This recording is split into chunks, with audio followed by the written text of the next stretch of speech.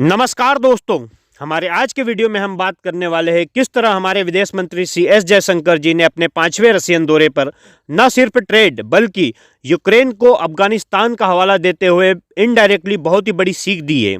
यानी एक तीर से दो निशाने। खैर, आगे इस विषय पर विस्तार से चर्चा करते हैं दोस्तों।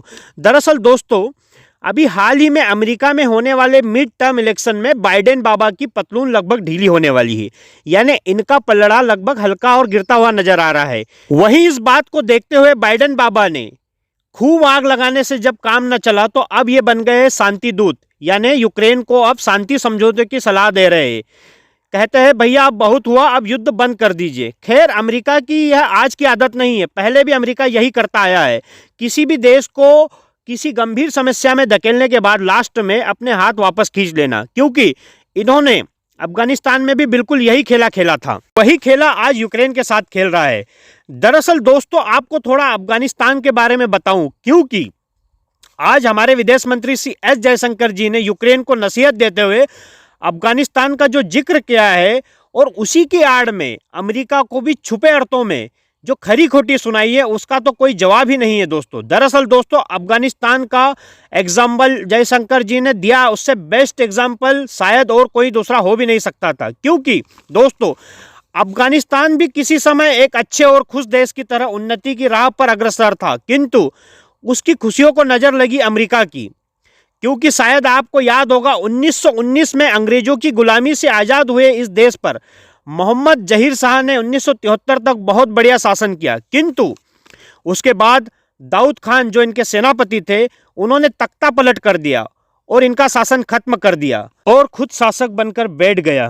और इसे भी हमेशा के लिए राजा बनना था, तो एक ऐसा संविधान लेकर आया जिसका विरोध नूर मोहम्मद तारिकी की अगुवाई में हुआ और दाऊद खान को इसके चक्कर में सत्ता छोड़नी पड़ी और सत्ता आई नूर मोहम्मद तारिकी के हाथों। दोस्तों, यह अफगानिस्तान का ऐसा शासक था जिसने शिक्षा और औद्योगिकरण पर काफी जोर दिया था और यूएसएसआर के शरणागत रहकर काफी विकास कार्य करवाए। और इसी यूएसएसआर का साथ अमेरिका को रास नहीं आया और इन्होंने इसके विदेश मंत्री हफीजुद्दीन अमीन को भड़काकर सत्ता का लालच देकर अपने साथ कर विद्रोह कर दिया और तारिकी की सहपरिवार हत्या करवा दी थी। हालांकि यूएसएसआर ने भी तारिकी की मौत का बदला मिशन 333 चलाकर अफगानिस्तान में घुसकर इस अमीन को मार कर लिया। खैर, तब तक अमेरिका वहां के कबीलों में इतना जहर घोल चुका था कि कई मुजाहिदीन संगठन खड़े हो गए थे। इवेंचुअली यूएसआर भी अफगानिस्तान को इसके हाल पर छोड़कर चला गया और अमेरिका भी इन्हें 2019 में अपने हाल पर भूखमरी और आतंकवाद के सहारे छोड़कर चला गया और वहां तालिबान ने सत्ता काबिज कर ली और वहां अब शिक्षा, विकास और औद्योगिकरण बीते दिनों की बातें हो गई है। यानी एक हंसता खेलता देश इन दो देशों की कोल्ड वार लड़ाई का शिकार हुआ और इसी को देखकर आज एस जयशंकर जी ने इशारों ही इशारों में इन्हें नसीहत दे दी है और इन्होंने मोदी जी की बात का भी एक बार फिर से जिक्र किया है कि this is not an era of war. और बिल्कुल सही बात है दोस्तों, यह युद्ध का समय बिल्कुल नहीं है।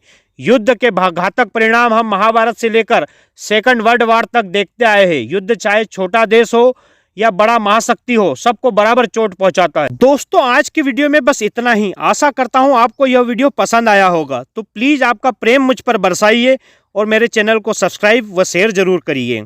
आपने मुझे इतना प्रेम पूर्वक सुना उसके लिए धन्यवाद। जय हिंद, जय भारत।